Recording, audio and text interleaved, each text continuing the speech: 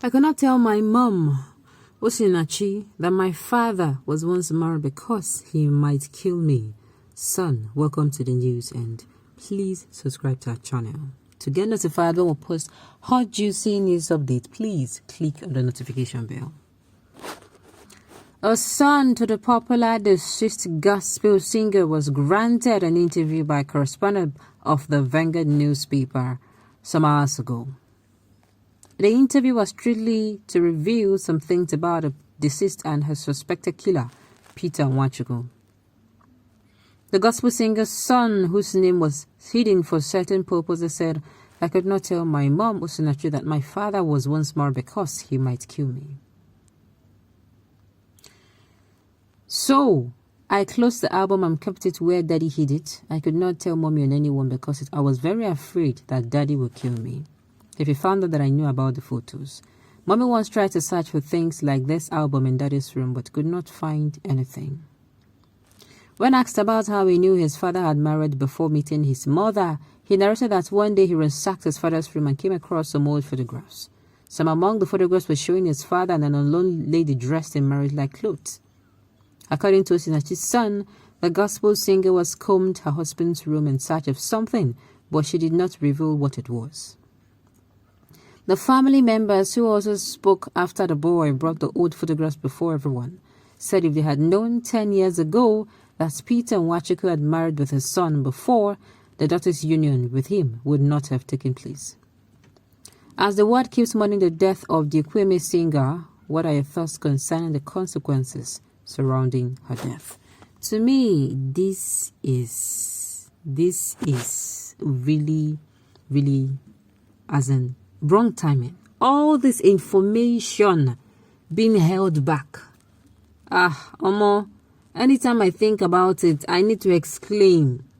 Anytime I think about how this woman is not somebody that will say, oh, she does not have any penny. You know, now there's a woman that will stay in an abusive marriage. If I leave, who will take care of me? If I leave, they are not financially empowered.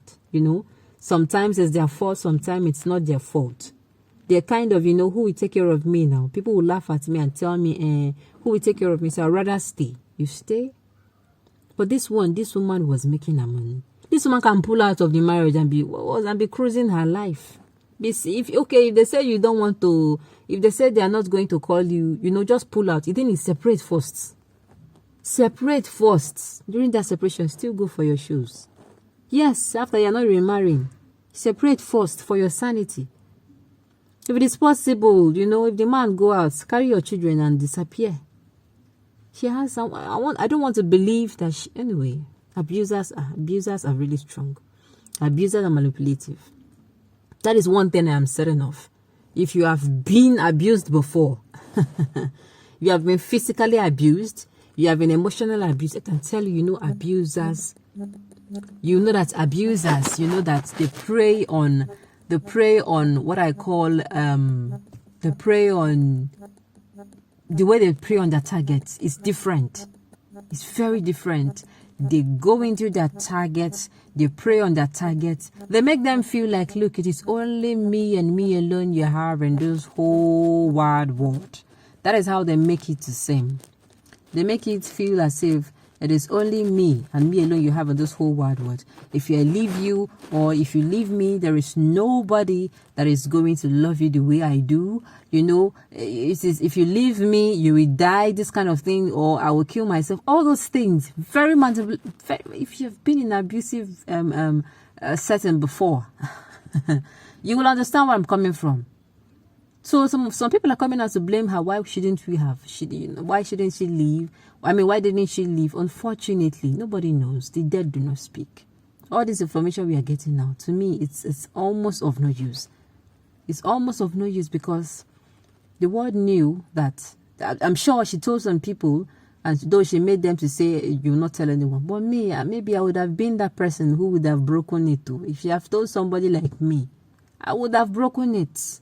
I would have helped her and she will quarrel with me, but at the end of the day, she's going to get over it. Sincerely. I would have done something about it.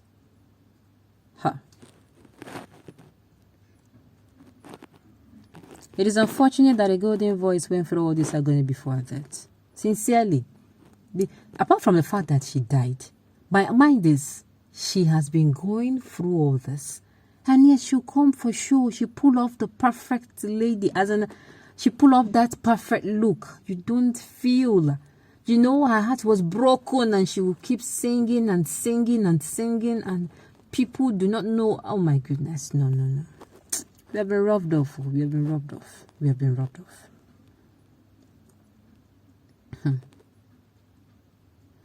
Now, wow, all these allegations coming out now are very late. The lady in question is dead, so dead. Medicine after death. I'm telling you.